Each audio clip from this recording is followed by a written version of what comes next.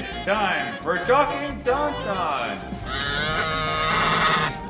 your Star Wars source at AIPTcomics.com. Hello and welcome back to another episode of Talkin Tauntauns. I am Jim Lehane, and with me, as always, is Nicole Herview. Hello, she's here. She is here. If she wasn't here, I wouldn't have introduced her. Yeah, no, it wouldn't be good. Well, you'd just be talking to yourself. I in would. That moment. And I talk to myself normally, but I also respond back, and I hear that's not a good sign. Yeah. But with us, is someone who can tell you if that's a good sign. If someone who could tell me if that's a good sign, it is. She is a TEDx speaker and the host of the Arkham Sessions podcast, dealing with the psychology of Batman. And she was also a co-panelist with me on the Science of Attack of the Clones panel that we did over the summer at Star Wars Celebration. It is Dr. Drea Letamendi.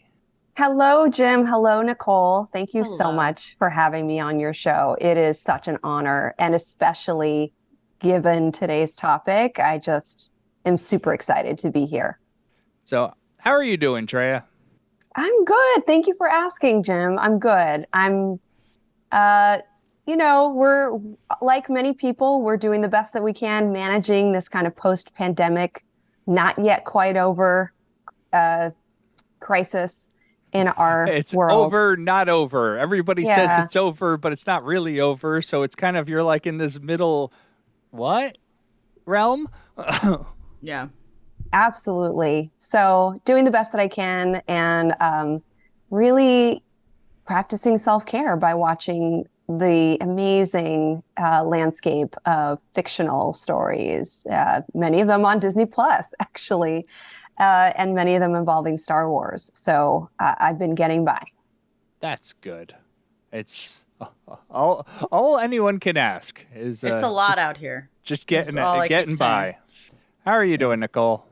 Oh, I'm good. Also doing the thing, living the life. It's my busy season at work, so I'm thrilled. I'm exhausted. Also doing a lot of self-care. Yesterday, I locked myself in my apartment, did not leave, just sat in the rain, basically in the dark, and watched Midnight Mass on Netflix for like the second time I've watched it all the way through in one shot, like without stopping. Just horror stuff. If you haven't watched it, it's just very good horror stuff. If you grew up, even if you didn't grow up I grew up in the Catholic Church, and it is very much like, here's healing all your religious trauma, enjoy. And I just sit there and I'm thrilled with it. And Mike Flanagan is like my favorite horror creator of all time. So I've just been leaning into the horror stuff. For my anxiety, basically. Just like we could be best friends. I think we could. You're probably more into horror than I might be. I can be a little squeamish, but every year during this time of year, I try to get a little bit better at handling and tolerating and even enjoying horror films. And my husband actually works for the company that that releases the Scream Factory title. Oh. That's cool. There's a lot of horror in my house. Yeah, that's fair. Yeah. I had to slowly ease my way into it over the years as well. Like, there's a lot of those horror classics that I've never seen because I just missed the boat. You know, like all my friends saw all the Scream movies when they were coming out, and I was like, what's Scream? And had to go back and watch that 5 years ago. I watched Psycho for the first time this weekend. Those touchstones. Wow. I could talk about that movie for a long time. But yeah, we could also just be best friends because I have a Harley Quinn tattoo, so I think we could talk a lot about a lot. But that's a different podcast, isn't it? That's we have so much to talk about. That's right. We do.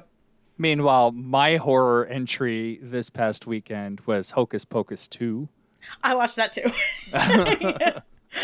Yeah. How'd you like it, Jim? It was a movie? Okay. Yeah. It's my wife absolutely adores the first one. My daughter adored the first one. first one wasn't for me. That's fine. They liked Yeah, it. this so one wasn't going to be for you then. Yeah, well, I knew it wasn't That's for fair. me. And it was like, it had its cute parts. It was enjoyable. Like I knew going in, I'm like, this isn't going to be for me, but I'll sit and enjoy it as it is. And yeah, it was cute.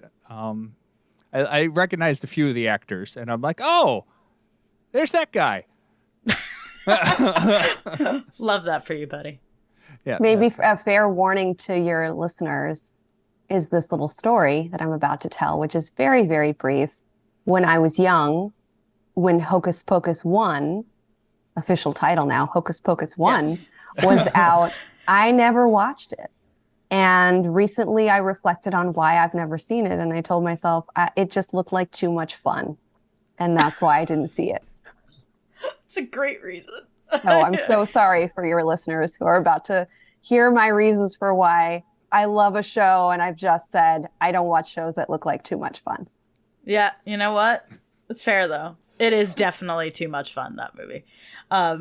Yeah, I was the target audience for that movie. Well, when it came out, I was like 2, so not quite.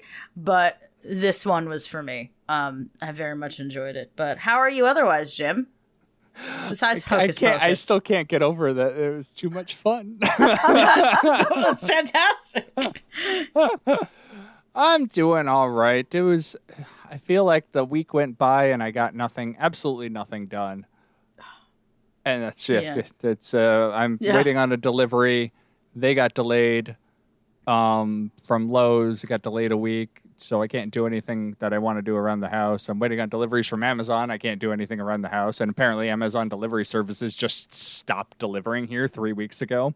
And so I literally have a string of orders that are just in limbo. They're just not coming. Fun. So, yeah, it's a lot of, I can't do anything until I have the pieces, and I can't find the pieces because nobody sells the pieces except online, and I can't get the pieces online because they won't deliver them to me. My lord, what a saga. It's reminding me, I need to send you a link to this. Remind me to do it later. This is the part of the podcast where we talk about other podcasts. There's a podcast I listen to called Distractable that is just like, it's fantastic. But it's basically like Markiplier, if you ever heard of Markiplier, YouTube personality, video game guy, and a few of his friends who also do the same thing, but you know, Markiplier is like the name.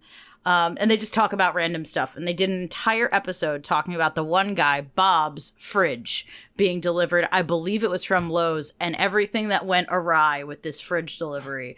And it is the funniest damn thing. And you, with all your home improvement situations, I feel like would get a kick out of it. So I highly recommend that. And I'm going to send you a link personally. Okay. But everybody else, go check that out. It's hilarious. Absolutely hilarious. So I think with that, we can get on to the main topic. I think so. What we're all here for. What are we all here for? Who are you people? What? Star Trek, something? right? No, go ahead. Sorry. She I know. did it. That'd be really bad.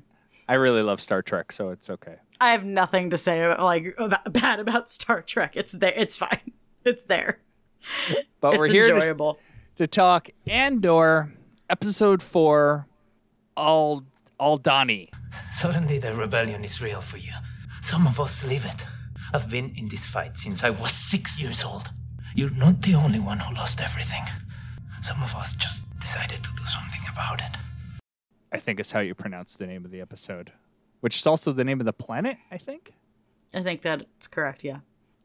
So released a couple days ago. I don't know. Last week, September 28th.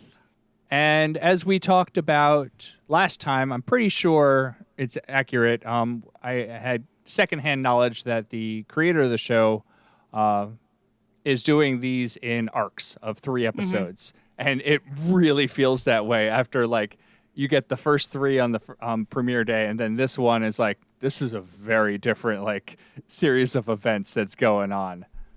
And my wife sat with me and watched, we watched episode 3 and 4 together on Friday. And she goes, I didn't like 4 as much as I liked 3. I feel as though 4 can be a game changer. I've heard people say that they were on the fence until 4, and then when episode 4 was out, they changed their mind and are fully in. And just it seemed for some people to really make a difference. I will admit that I have the inability to stay in one lane or to stay in a limited scope. So I'll probably bring in some of my thoughts about episodes 1 to 3. Oh, no, definitely. For But sure. yeah, I agree. Episode 4 is it's a different chapter. It's on its own and brings in some additional parts of the story that are incredibly important for our understanding of Cassian Andor and his personhood, his development, how he ends up becoming the person we know he is in Rogue One.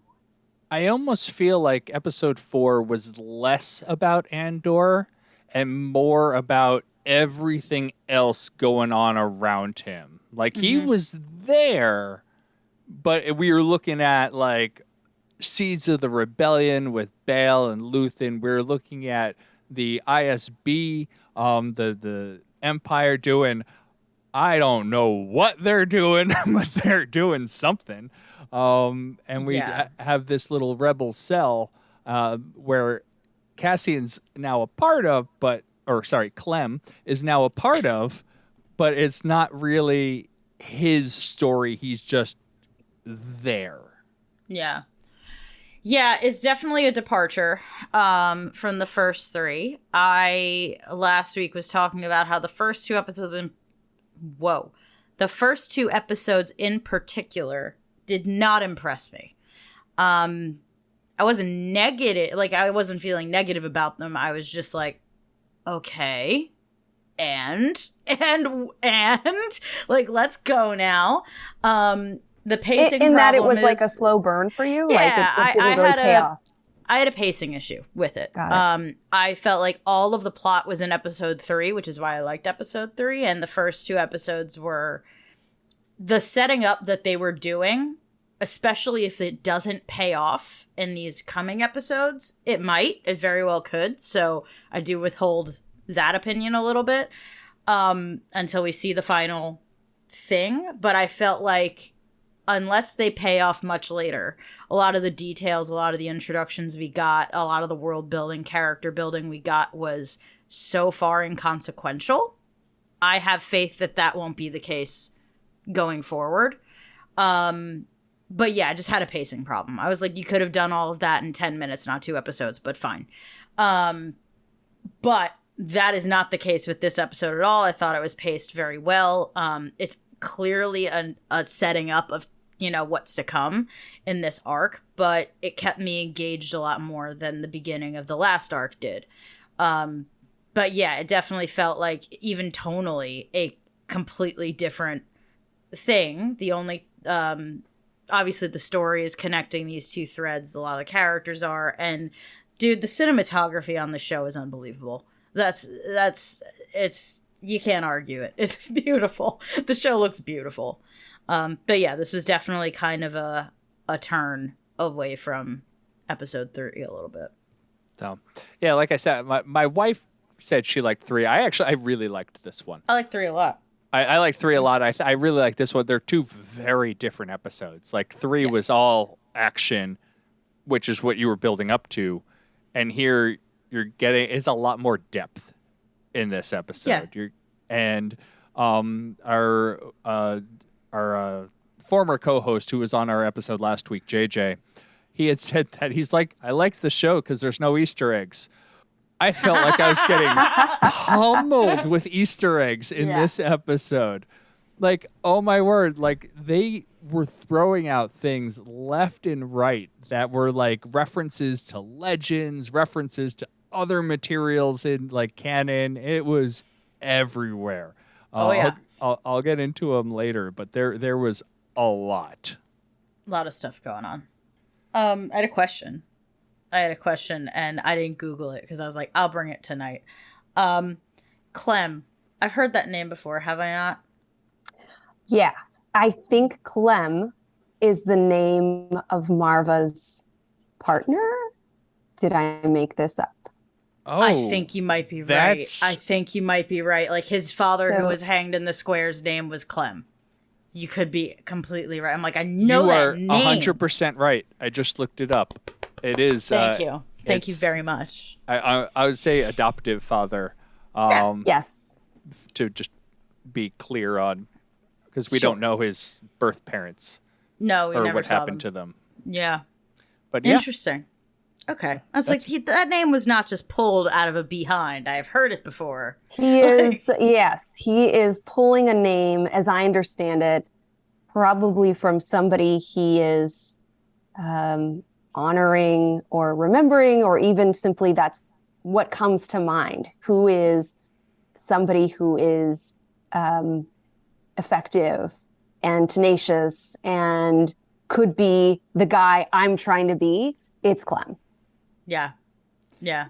Which is interesting. That now that you bring that up, it's interesting because Luthen knows how Andor's father died. He mentioned it in the last episode, and he's like, they'd string you up in the square, something to that effect. He's like, that's what happened to your father, isn't it? So he, I'd say 100% knows that his father's name is Clem. And he's like, I need you to pick a name. And he's like, Clem. Well, yeah, that makes sense. Yeah, and I'd say, Nicole, I agree with you. There is a fair amount of introducing other characters and establishing who this Alliance cell is and generally what they're about. And there's a backgrounding of Andor in episode 4. I think that's a fair thing to say. The I guess what I'm coming across with is the building of what shapes him and our understanding of how he becomes the person he becomes in this process and later as he encounters Jyn Erso. What, in a few years? I'm not exactly sure. 5. Okay, yes, I can pull Clem out of my pocket, but don't know about chronology. So yeah, that's sort of how I felt it was the foregrounding of Andor in the first 3 episodes generally, and setting up some relationships, some origins, a huge part of that cultural, and then giving us this sort of new family, this group of people that he's going to connect to, and we are much more, we're becoming much more familiar with them and less familiar with him. Yeah, I was intrigued by all the people that we met in that camp, and like his team that are going on this mission in a few days, and their reactions, they're similar but differing reactions to him and how he reacts to them. I found very, very interesting. And how guarded he is. I mean, we saw him very guarded in the first few episodes, but Cassian doesn't say a lot in this episode at all. Like, I'd be curious as to how many lines are in that script. Yet he's absolutely killing it. Diego Luna is telling us everything we need to know about his headspace, about Cassian Andor's headspace, with very few words. We're mostly listening, like him, to everybody around him and kind of figuring out what this rebellion looks like right now and how absolutely goofed it is. Like right now it is, they are very much like, yeah, like that reaction of where you've been eating like nothing and you're gonna pay this guy. Like, I'd be pissed too. Like, I'd be so mad. But the fact that there's money is an issue at this point in the rebellion, and so much is very interesting. And what that looks like at this point in the timeline, you know? Well, it's also not just you're going to pay this guy. It's, can we trust this guy? Yeah. Like, he's a mercenary. He's here for the dollar bill. Like, you find the Empire gets $2 more, and like there's no guarantee that he would even stick around or not turn them all in. Right. And they literally do not know who this person is. I think one of my favorite new characters is in that little rebel cell. I had to look up his name. It was Karras. He was the one who, when they were showing the model of the building, and is the leader Vel was moving things around. He's like, "Be careful with that. The glue's not." And I'm like, Yeah. I know people like that. I'm friends with a lot of those people. Yeah. just The kid who just be fell careful. asleep, right? He fell asleep on his watch. Yes. Same kid, Yep. right? Yeah. Yeah, I love him. I want to protect him at all costs, which means he's not going to make it. Right. I I attach to those characters and then they die. And respect, because that's a great writing strategy. But geez, it hurts me every single time. So yeah, I am expecting him to die horribly. But he's great. I love that character. I love all of them. I think they're all very interesting and captivating. But yeah, I attached to him real quick. Because same, I know people like that as well. Just like, don't touch my model. It's not ready yet. Like, be careful. Please, dear God. I spent so much time on that and I love it. Please. Like, Jesus Christ. Yeah. And you I love could that. tell I love it's that like for a him. really nice model that It's they are nice. living on nothing. There's nothing there that they had to spend. Oh, He had to he gave it a level of detail that was totally unnecessary and probably only to fulfill his own artistic fantasies or Yeah. whatever he's going through. But yeah, in a way, that is a window into his psychology. He's an instantly likable character. And Nicole, I feel the same way. As soon as I attached to him, I started to grieve prematurely. Nuts that we do that now, that it's just like, oh, I like that one, damn it that happened to me very quickly with Tim? another show. Tim, did you connect with Tim with 2 M's? no, I did not connect with Tim with 2 M's. I wanted to punch Tim with 2 M's in the face a couple times. No, it was a different show, and I hesitate to spoil it, but it was a really big show with a new character, and everyone loved him, and then he died, and everyone was very upset. And if you know, you know, and I'm not gonna give it away for people who haven't watched it, but it was Stranger Things. And you could take that.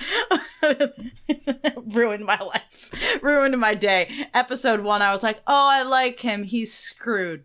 It's not done. I was like, damn it. But yeah, that's absolutely happening here as well. We're media literate and it's a curse. We know what's happening. It's ridiculous. Well, I'd say don't let your anxieties and premature sadness get in the way of getting close to, what was his name? I already forgot his name. Yeah, I don't know his name. That kid. Harris. Like I said, I had to look it up because I Harris. don't know if that was ever mentioned in the episode. Because Okay. I think we only got Vel's name, and even then, No, it was because very Val quick. introduced everybody, so we did get their names. Oh, okay. Yeah, you're right. But I need to hear it like 6 times before I'm like, okay, I understand what your name is and who you are and what your deal is. But yeah. I found that little rebel cell and Luthen's relationship with the truth to be very interesting because you don't know when he's lying or because he's like, when talking with Cassian on the ship, he's like, Cassian's like, I thought you were in charge. And it was something like, well, there's other people. He didn't really like respond to the question, but it made it seem like Vel is the one in charge when clearly Vel is not the one in charge. Luthen's the one in charge of her. And so it was like a interesting relationship. And he does it again other times, like just flat out lies or kind of protecting like his own little secrets against anybody. And even that seems, like sure. Yeah, Jim, I have a sense that this is this duplicity and characteristics, the sort of half truths and the outright manipulation is a part of Luthen's repertoire. I don't know that Luthen is ever truly authentic in any social situation or interaction. And that has been his survival strategy. And that's something he recognizes in Andor.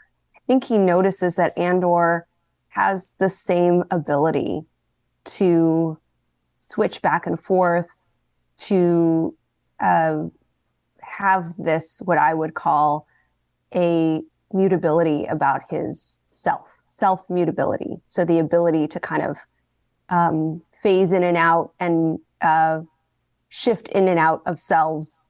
And this sounds like such a psychologist thing to say, but it's absolutely why I think Luthen notices Andor and maybe has even studied Andor for some time, knows more about his life, knows what he's done and hasn't done, and wants more than simply to make a trade with him. I think he authentically wants to recruit him to work with this rebel cell because he sees the talents and skills and strengths that, frankly, other people in Andor's life have found to be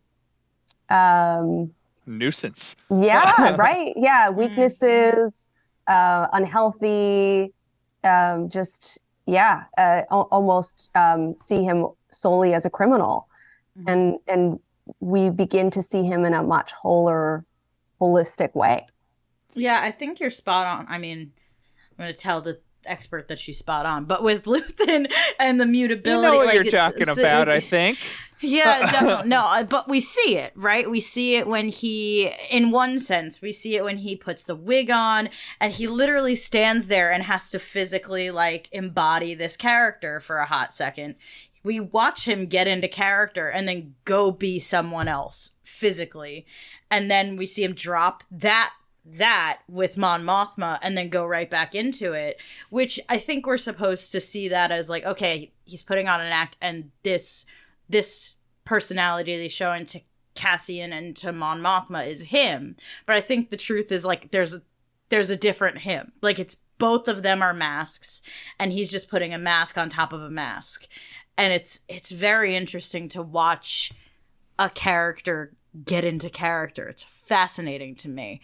That he kind of, his posture completely changed. And I was like, I'm watching an actor act. This is cool. Like, you know, like the actor is playing a character who's acting, which is just so Inception in a way. But yeah, I found that his scenes really shone in this episode. And also I could talk about Mon Mothma for like 5 hours, but different thing, I guess.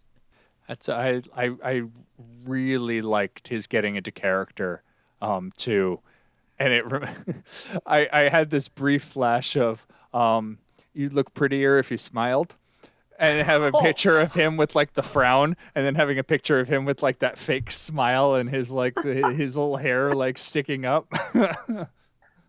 You know how to hurt me, Jim. You know how to hurt me. Yeah, it's what I would argue, and let me just back up and say this is a show that has been called too gritty, not enough Star Wars. You know, this is the Star Wars that isn't Star Wars. It's too serious, it's too mature, it's too violent. We can make a list of all the things that people have said about the show to justify why they're not fans of it, and I totally think that's fine.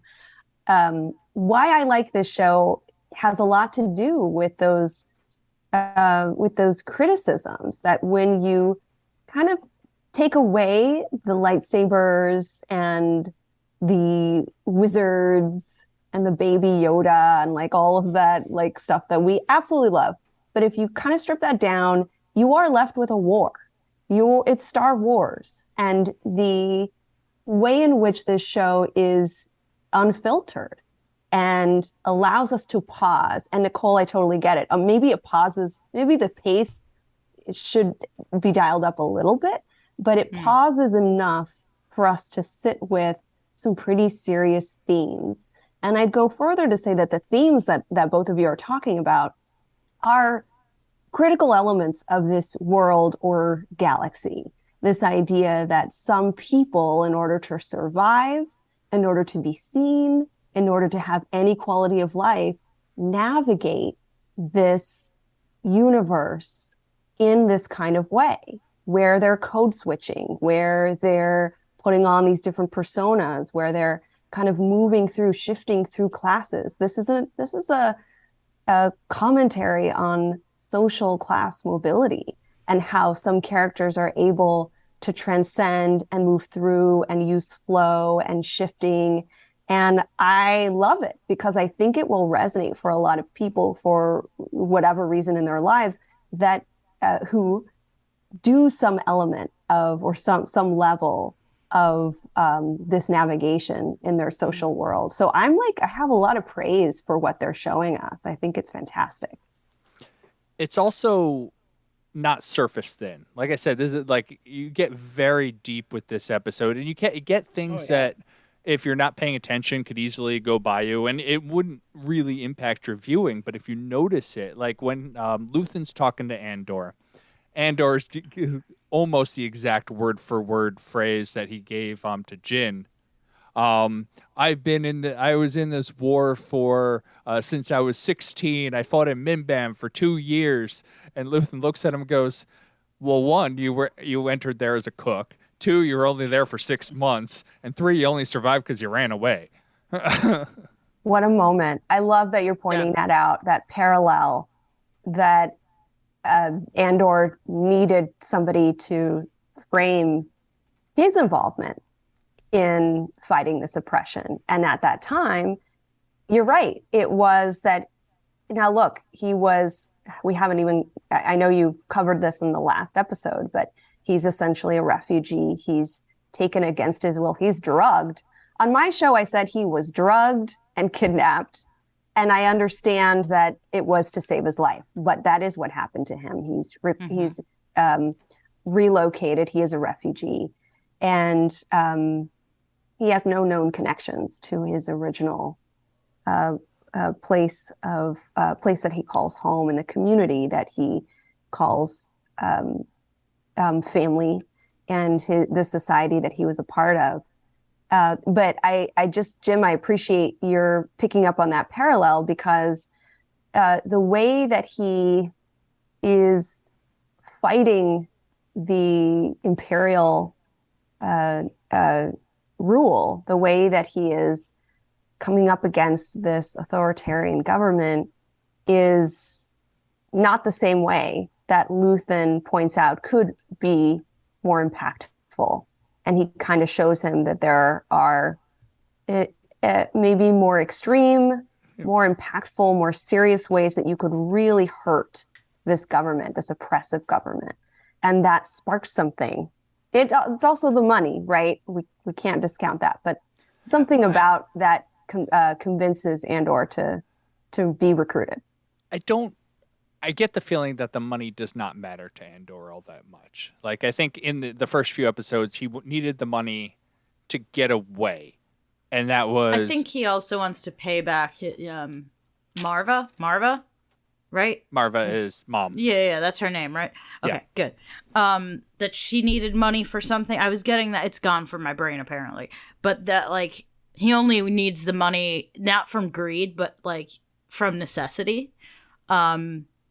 Which is why I think by the time we do meet him in Rogue One, he's not a mercenary anymore. Like, he's pretty much, like, done with that. Unless I missed something huge in Rogue One and he's getting paid. Like, that will end. Right. Like, I think he's just in it, like, fully in it at that point. He never actually gets the $20,000. Yeah, right. Like, it's... He has his little, his blue rock and... Yeah, his kyber crystal. What the heck? That was fun for me.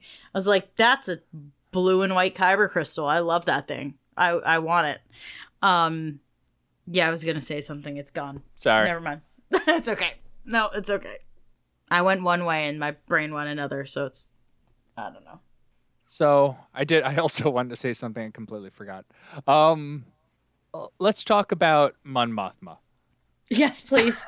Can we please? You brought her up. Genevieve O'Reilly, cast as Mon Mothma in episode 3.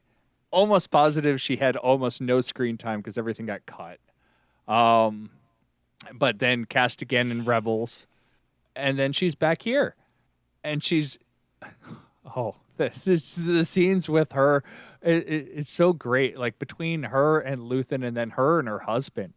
It's like, yo, woof. What is going on? Like, listen, we start off with this wonderfully powerful woman going in to buy a gift for her husband. I'm like, that's it, honey. I love this. I love this dynamic. This sounds great.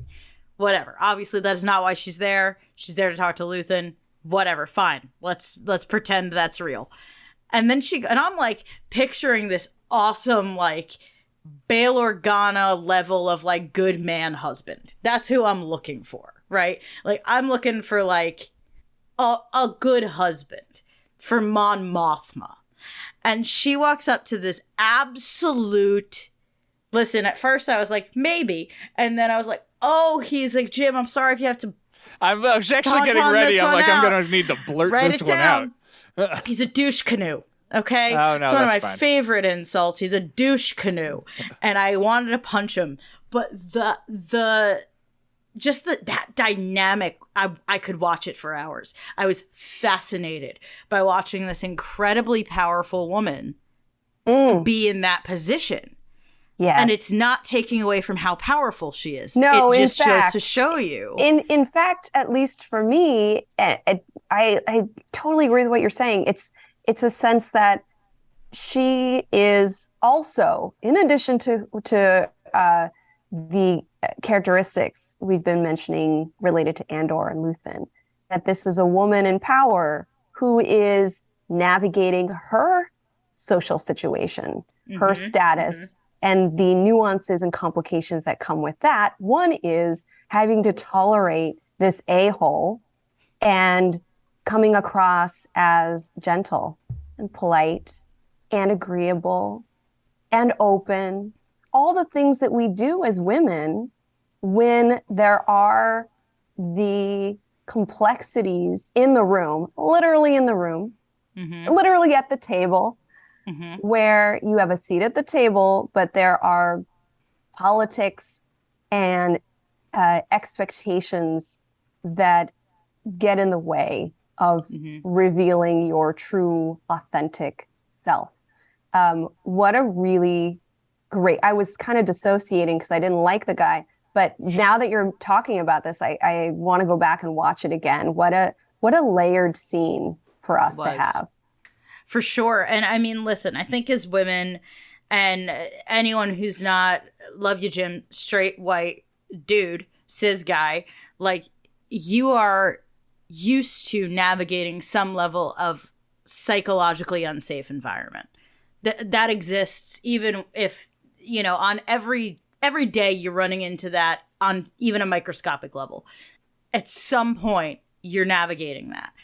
She is navigating it in her own home, created by her husband. And that is obviously not an uncommon situation for women to be in. But my God, to watch it in the middle of this episode was like, okay, like that's stark and not something, even though everything we know about those kinds of relationships, every level of abuse, psychological, physical, whatever, everything we know about that, it's not one particular type of person in those relationships, but you still don't expect Mon Mothma to be navigating that in her own home, created by her own husband. And it adds a layer to her as well, a character we've known since the original trilogy on some level. Like, of course, she was very surface level back then. But it just adds layers to her that I am really interested to explore. Because she's always been like, there's two women in Star Wars. It's Leia and Mon Mothma. And like, that's it. You know what I mean? Like in the originals, that's about it. So to get more of her, it was just surprising, but intriguing. And I'm interested to see what they do with that. Because yeah, one very layered scene, as you said, and I'm like hooked. I'm like, this is not what the story is about, but can it be? Like, I want more of that. As much as I disliked that feeling of you know, the tension in the room. You know, and again, to speak to the layers, there's also somebody who is, you know, look at the house. Like, the house is they are so wealthy. It's almost ostentatious. Opulent. Yes, thank you. It is gorgeous. It's gorgeous. And so she also employs servants and it's as if we see just a snapshot of how much control she has and then how little control she has. And the dynamic of that is kind of complicated, but it's good writing. It is definitely good writing. I found like he is totally I can't even like put into words what kind of person. Like you're right. I 1,000% agree with you. Like you'd not picture Mon Mothma being with this belittling like type of person where like clearly like she's an important senator and he's belittling her for I don't know like his motivations or anything, but like did you catch what he was saying? He was saying that they invited Slime Moore, and that Slime Moore was one of the fun ones that was going to be on the end of the table that were his friends. Do you know who Slime Moore is? I don't. All right, I'm going to send you Slime Moore. Slime Moore is actually from the prequel trilogy. She was one of the ones who was directly next to Palpatine a lot of times when Palpatine was up on stage. The Umbaran, so she's like stark white and has like the white cone. That's Slime Moore. Oh, dang. And like he's saying I'm pretty sure Slime Moore is a she, was more fun than Mon Mothma. And I'm just like, that's gotta hurt. In what world? In what world? She scares the living hell out of me. Yeah. It's interesting you brought that up, Jim. I'm not sure what his motivations were. And he reminds me of those people who are just like, forgive me, I'm going to get mildly political. Please forgive me. But that like, oh, I can be like, I don't care. I'll have friends who have like different viewpoints than me. Like, why can't I do that? It's like, because one of their viewpoints is that I shouldn't be a person. Like, that's one of their like, I'm sorry, what? Like, and he's like that kind of person who's like, I don't care what their politics are or whatever. They're just my friends and I enjoy hanging out with them. And I'm like, but this big glaring thing about them that they actively hate her and are trying to crush her politically, which is her job. It's like too close to home. It drives me nuts. But yeah, that was the vibe he was giving off. So I immediately was like, jail. Like, I hate him. Like, Mon Mothma deserves someone who treats her like a queen. I'm angry. I'm angry for her. She's a badass, that lady. But yeah, exceedingly rich. My God. Like the wealth coming off. And that's what's interesting is those scenes juxtaposed with our rebel cell in the woods, living off of nothing. Yeah. What a cool contrast to let us know about the marginalized, under-resourced people versus the folks who are in power. Even the folks that might be spies in power are enjoying some of the opulence. And I can imagine, Nicole and Jim, did you also understand that Mon Mothma was funneling some of this wealth to the rebel cell in some way? Yes. So this is sort of the, you see kind of what happens on the surface level, and then we understand that under the iceberg peak, there's the darkness, the belly, the what's happening in the real stuff that's happening in these factions, and that there is a way that this wealth gets to the groups that are supposed to, as Luthen says, make a real difference. Yeah. We see something similar in Rebels. Have you seen Rebels, Drea? I've not watched Rebels, no. Highly recommend. I watched it for our show, and it's a quick watch. We watched a season a week, and it was not hard to do. I made time for it, let's be honest. Yeah. But highly recommend. It's great, and it definitely is going to add a lot. I'm pulling stuff from Rebels just in these 4 episodes that I'm like, ooh, because it's like kind of a similar time period. Like it starts. They start at the same time, so they're both going parallel at this point. Like so, the first season of Rebels is parallel with this season of Andor.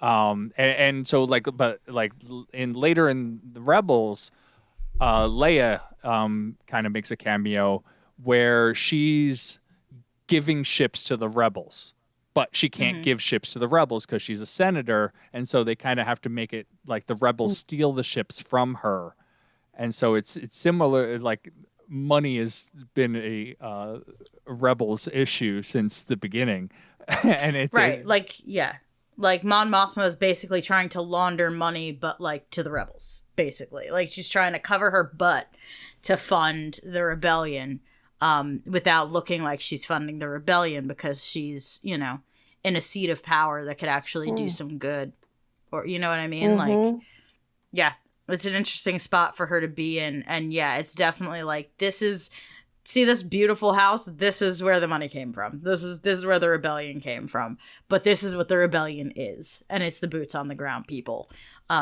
It's very interesting to see both sides of that for sure.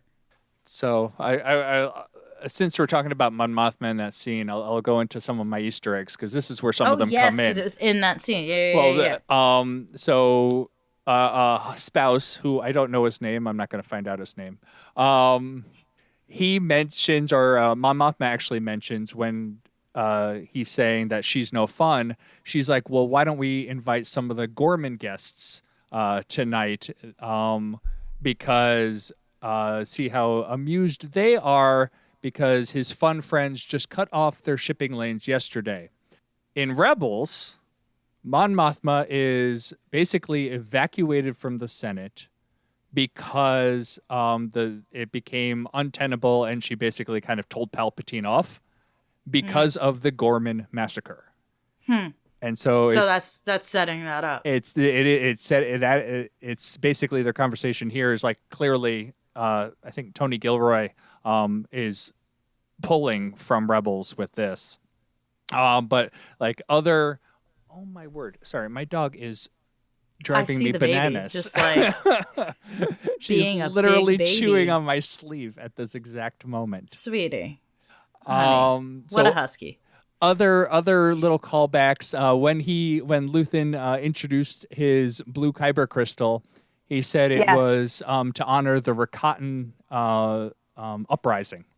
The Rakatan uprising is from Knights of the Old Republic video game. The Rakatans were human enslavers.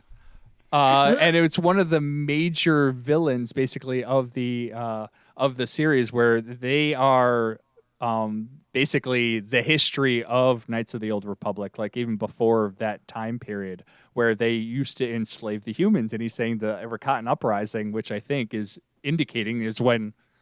Stop. Oh my God, baby. Yeah, she was just on my shoulders. Where the humans uprose against the Rakatans.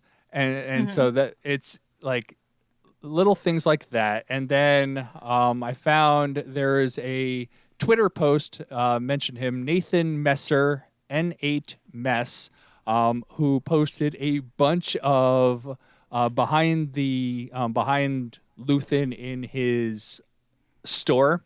Speaking of, we have no funds for the rebellion. You had to pay for all these things in the store somehow. So he has basically money for the rebellion just sitting in this store, but it has to be set up as a front.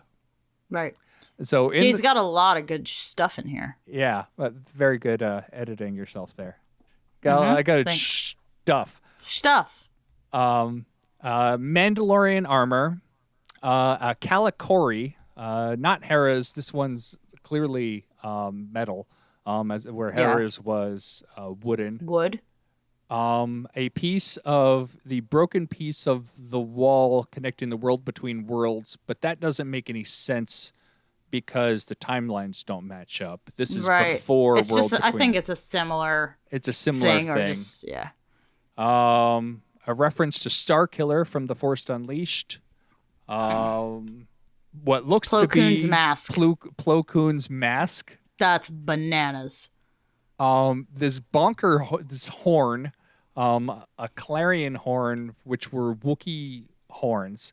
And I believe this came up somewhere else recently. I wish I remembered where it was. I remember this exact horn coming up in conversation. And I wonder if it was just maybe a trailer for Andor that it came up. But I remember specifically this horn came up in conversation, how it never made it into the original Revenge of the Sith, but it was in like the concept art, or it was actually made and never actually used, sort of thing. And then a Gungan personal energy shield. That made me very happy. It was Wookiee, like, yes, my boys. yeah, Wookiee headgear, Jedi and Sith holocrons. Yeah. And that's just the background of that. Yeah, just an insane amount of stuff. They were like, we need a storefront, kind of. Let's just throw everything we got. Just like every reference to everything, just throw it in there. Holocrons, why not? Like, I'm sure there's only supposed to be 2 Sith holocrons. Let's put one. No, there's actually... I know, I'm just... They're just computers. There's always 2. Well, there's always 2 of everything. Now I see went where you're for going it. with this. Right, there's 2 of all the things. But yeah, let's just throw that in there. Why not? Even if it doesn't make sense, like the wall from Rebels. Why not? Let's just put it in there because someone will be like, "That's cool," and move on. But yeah, it's cool to finally see some Easter eggs and little things kind of drop in this episode. And yeah, it's the perfect place to do that. Just put them all in one spot. But I do want to talk about what's going on with the Empire. Okay, that's what I was going to get to right now. There's a lot of weird stuff going on. It's just their personnel problems are bonkers. That whole ISB set of scenes is really weird. And I want to get your guys' opinion on one aspect of this, because my wife had her opinion. She's not a huge into Star Wars. She's just kind of watching Andor because she liked Rogue One and said, okay, let's watch this together. The scene where I don't remember her name, the new addition to the ISB, she's kind of getting a talking down by the head guy, who I also don't know his name. Yeah. Well, I think that's the actual Empire. I think what we're dealing with there is the Empire. Yes. The ISB, that like security thing, was just absorbed by the Empire. No, you're thinking the corporates, the corporate security. Right. The ISB is Imperial Security Bureau. Thank you. Initials. Go on. It's okay. So she's getting a talking down to where he's basically saying, yeah, you need to know your role. Don't overstep your bounds. And my wife's like, well, it's basically because she's a woman that he's talking down to her. Did you guys get that same impression? I did. I absolutely did. That like, hey, like slow the hell down. Like, don't be so ambitious. Like, build the ladder before you climb up it. Whatever nonsense he said. Oh my gosh, Nicole. What was it? It was like, steady the ladder before you start climbing that was it. Yeah. Yeah. And then like as she's leaving, he goes, don't look down. I'm like, it was so demeaning. Eat it, buddy. Yeah. We all know that person at work. Just very demeaning, thinks they know better, unconscious demotion, which is the expectation that we're going to perform lower or that that our competencies are lower than they actually are, if not actually misnaming our role as something that's less experienced or has less important rank. So I imagine that her rank is important enough for her to do the job that she's trying to do. And we have this guy kind of impeding on her progress. It seems like because he just doesn't want her to succeed. And that is really upsetting. But yeah, just overall, and this is what I'm saying. This is kind of why the show is interesting. It isn't just that, like, well, the folks in the imperial forces and Apat security and in this authoritarian government, they're just all bad people. Now, what they're doing, their actions, their behaviors are likely bad. But it takes a further look into the dynamics of what that must be like for them. And I'm hoping we return to what's his nuts from the first 3 episodes. Yeah, the guy. Sile? The guy with the hat. The guy with the hat. I mean, Yeah, he is at mom's. He's like, I got He's fired. my favorite. It's Mom just looks at him and goes, "You done forked up, boy. You got our entire sector absorbed by the Empire single-handedly. Good job. Good job, son." She's just like gives him a big hug and is like, "Come in then." Like, okay, like Jesus. Yeah, I want to see more of him. I want to see him join the rebels. Right? I'm going Me to throw too. that one out right now. I'm going to throw that out in episode 4 so that if it happens, I'm proud of myself, and if it doesn't, like, hey, it was a wild guess. But yeah, I want to see him. Thank you. I want to see him join the rebels. It feels like they're setting him up for a similar. Oh, the name's gone from my brain. Rebels. I'm so sorry. I'm going to ruin this for you. What's his nuts? Oh, I'm going to use that now. Thank you. Calyx. Is that his name? Calyx? I think. I don't think that's his name. Oh, make me look. You know the guy. Yes, I know you're. Callus. Agent Callus. I was so close. You were this close. I was right there. Like, it feels like we're getting an Agent Callus like arc with him. Maybe like he's all like too big for his britches, ready to go, like self-righteous, like I'm on a mission. Let me go get these screwed up rebels. Like, how dare you? This, that, the other, whatever. Of course, his thing is they killed our officers. Let's go get them. Grr. And then they're absolutely thrown to the bottom of the pit of despair, and like everything's ripped out from under them. And then they're like, wait a minute. I'm a good guy. Like, that's what I'm looking for for this dude. Like, maybe it's because I like the Agent Callus arc so much that I'm looking for it in live action, but that's what I'm getting from this character. Like, they're trying to do a similar live action situation because that was so good and everyone loved it. What I like about this character is that he is not a cold killer. So we see him express, even in maybe only in private, but he expresses emotions of anxiousness, of distress, of, confusion. He clearly is someone who is on a quest for significance, and he wants his work to matter. And maybe there is an element of moral distress where he's realizing what he's been a part of is oppressive. Now, he's always known it's oppressive, but this could have been maybe a firsthand experience where he realizes he's on the wrong side.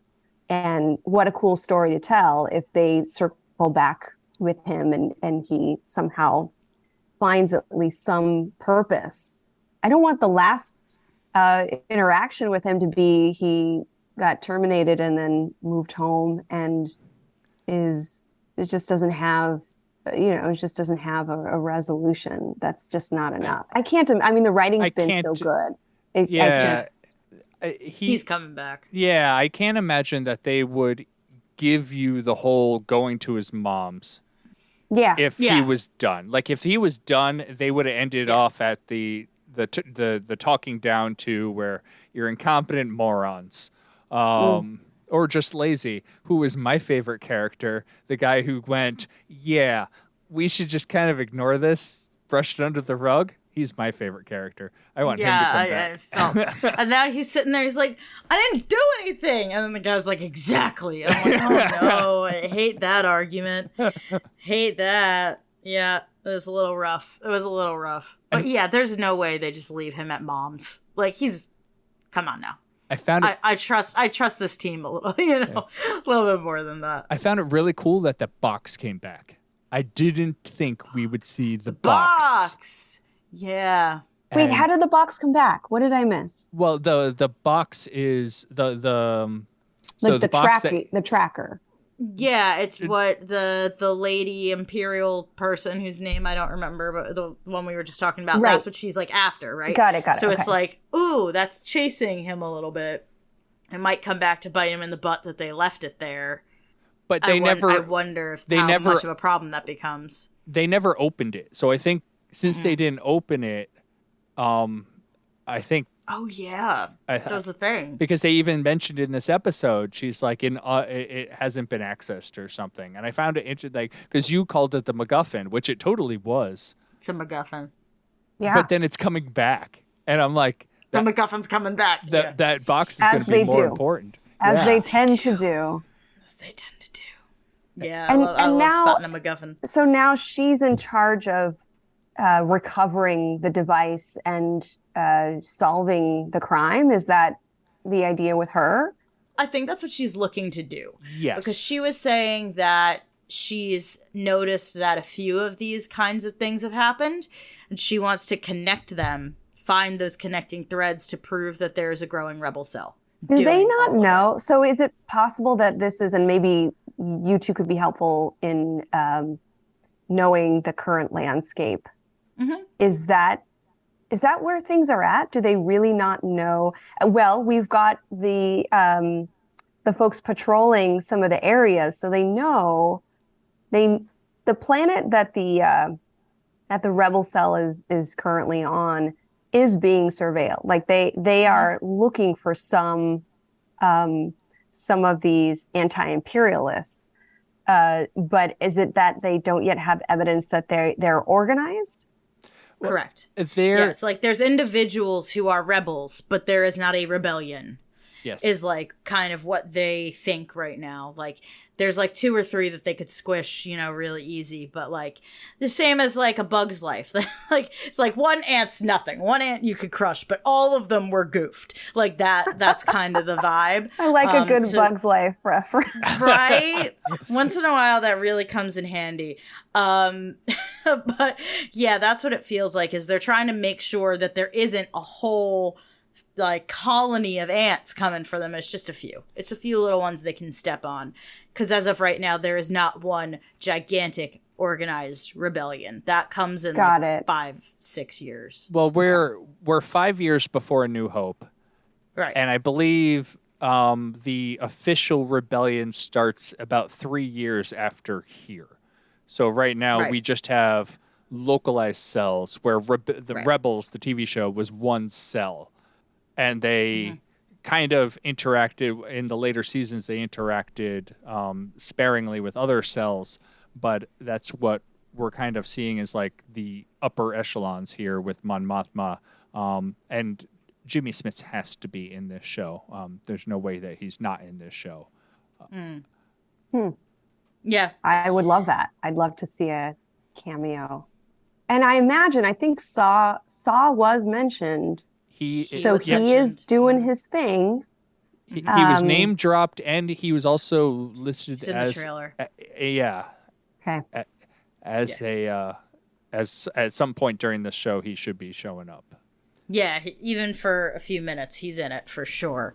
For sure. And, going back to Rogue One, my show covered Rogue One a couple episodes ago. And we just appreciated, in speaking of these different factions, we just appreciated the way in which a rebellion, a group of resistance fighters, groups of people that maybe share the same ideas, they're fighting against the same things, but they have different modes of reacting to it and different ways to interrupt and dismantle this oppressive government, ranging from pacifist movements to like really terrorist style types of actions. And it's something that I think Star Wars has done really well, and is doing this, did it in Rogue One and is starting to do this here with Andor, the nuances and, kind of unpacking and showing us the spectrum of the Imperial folks and the rebellion, so that we can, better understand what that something like this truly would look like. He, when Luthen was talking to Andor, he said, would you lump everybody together with Saw and the partisans, who Saw is the leader of the partisans, but he also mentioned a couple other people that The Seps. Yeah, I Like, didn't recognize the names, but like you're right, it's like different varieties of, you have Saw, who is literally a terrorist, versus Mon Mothma who's going at things a little more politically. Yeah. At least at this point, she's trying to be a little more political about her anti-imperial acts. And it's done in a way that it shows you its consequences, but also doesn't have a lot of judgment around which movements or characters that you might sympathize with, right? That there's this spectrum, there's a variability of how people react to this oppressive government. And we begin to understand why some people make the decisions that they make. They're doing it for survival. They're doing it for quality of life. They're doing it for economic and social advancement. And it's just fascinating to see the different facets of that and not feel the sense of judgment or a clear, it is blurry enough that we don't have a clear picture of like, well, this is really the right way. Even with Andor, we're like, whoa, Andor's doing some stuff. Andor's our hero, and he's straight up murdering people, and that makes us feel a certain way. And I like that because it means we get a bit closer to some of our behaviors and decisions that we know we aren't exactly proud of. Hopefully murder not being one of them, but other things that we think about that we don't feel certainly proud of, but we feel like we did the best that we could in that situation.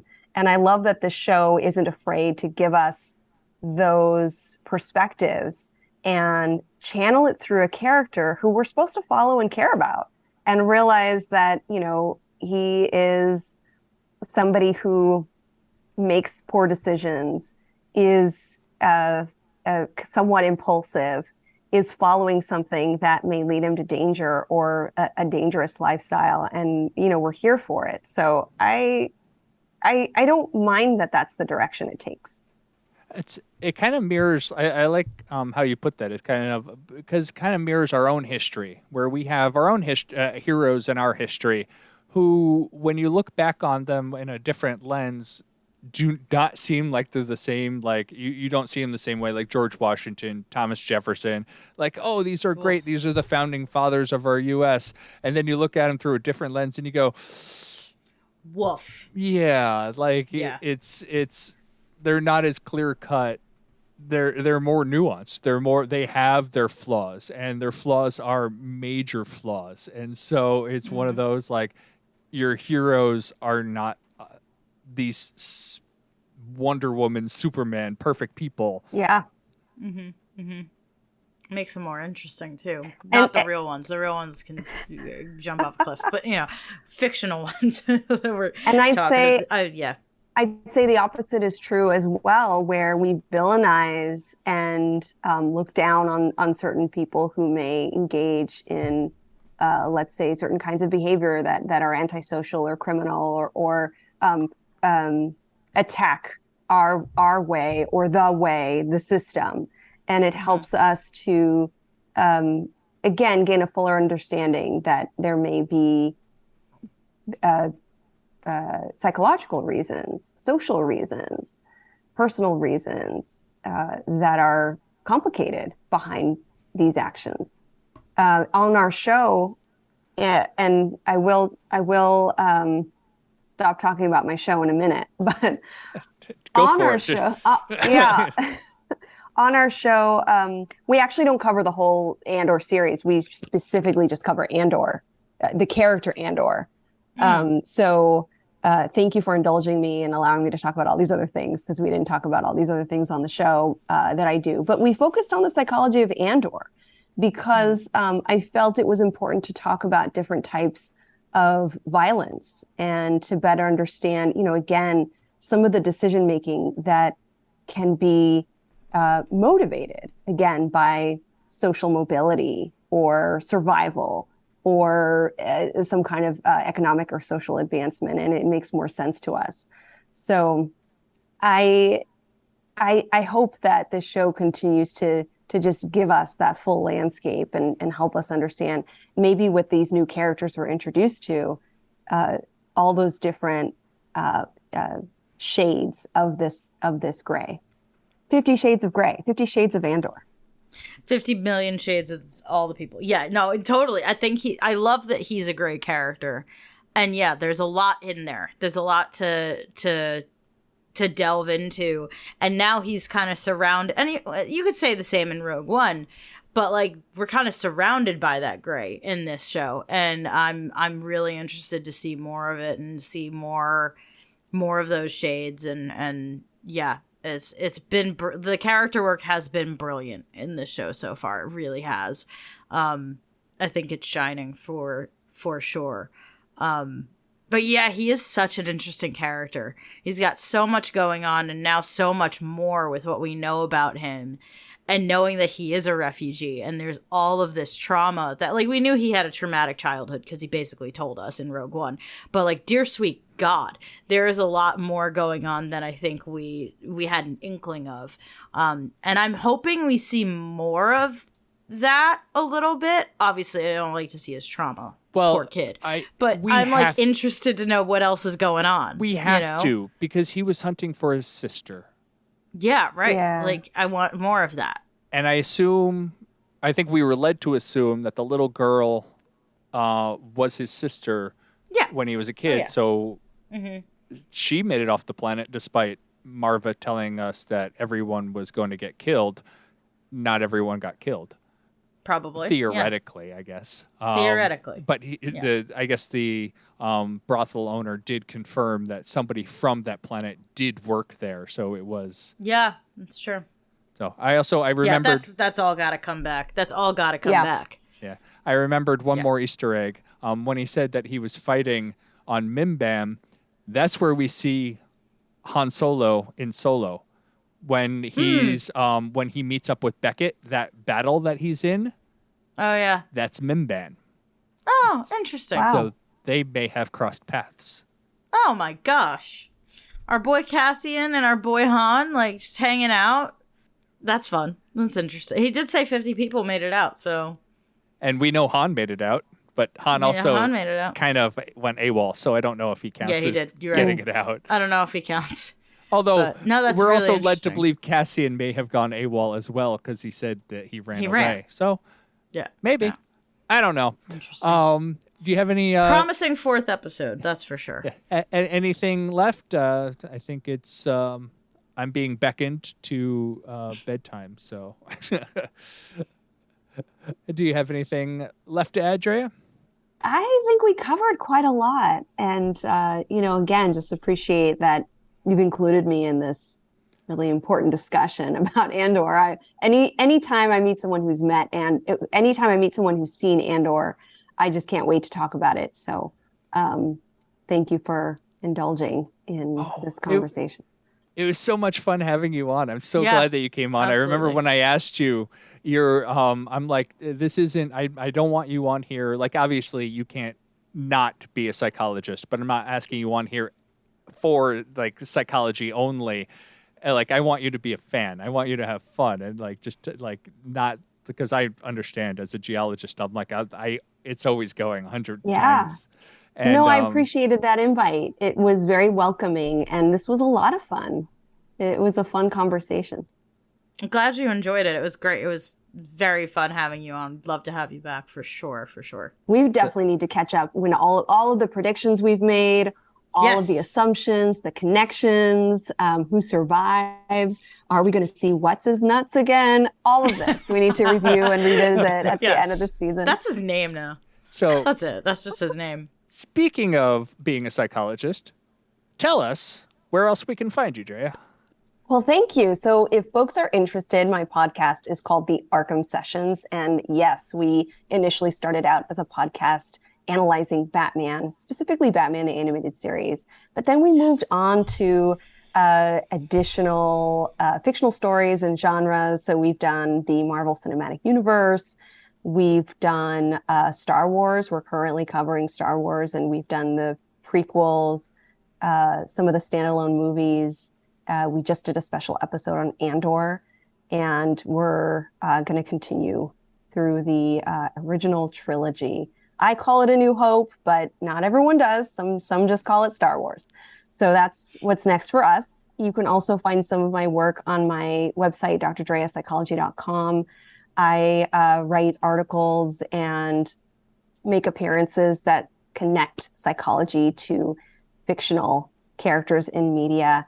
And I'm super excited to announce, literally today, I was able to announce the release of a book chapter that I wrote. It's called The Force Awakens, Mindfulness-Based Cognitive Therapy Using Star Wars. So it's basically how to use Star Wars in psychotherapy. It's in an amazing book called Creative CBT with Youth, Clinical Applications Using Humor, Play, Superheroes, and Improvisation. And I'm just super excited to have a chapter in a scholarly book like that. So if folks are interested, you can find it on my website. You can just Google it, you'll find it. And I do want to say one of my priorities is to make psychological science available and accessible to everybody. So if folks have any financial barriers to getting that book or the chapter in particular, you can DM me and we will leave it at that. We will work something out. Love that. That's fantastic. That's brilliant work and exceedingly important. So thank you for doing that. Yes, and congratulations on the publication of the chapter. I know how congrats. much effort goes into these. These it's scientific literally articles. years. Yep. As you know, it can be years until you see your work finally available to the public. So thank you for that, Jim. I appreciate that. So with that, you can reach us through email, talkintauntauns@aiptcomics.com. You can find us on Twitter @talkintauntauns. You can join our Patreon and talk to us through Discord. through aiptcomics.com. There's a lot of letters and a lot of words that I don't understand. So it's going off the top of my head here. Good job, buddy. You got it. And if you could share the show, review the show, give us 5 stars, give us all the stars, 6 stars if you can. I love stars. If you could, listen. I'll take any stars you can give us, as long as it's a lot. Positive, please. Yes. And with that, I guess we will be talking episode 5 next week. We'll see you then.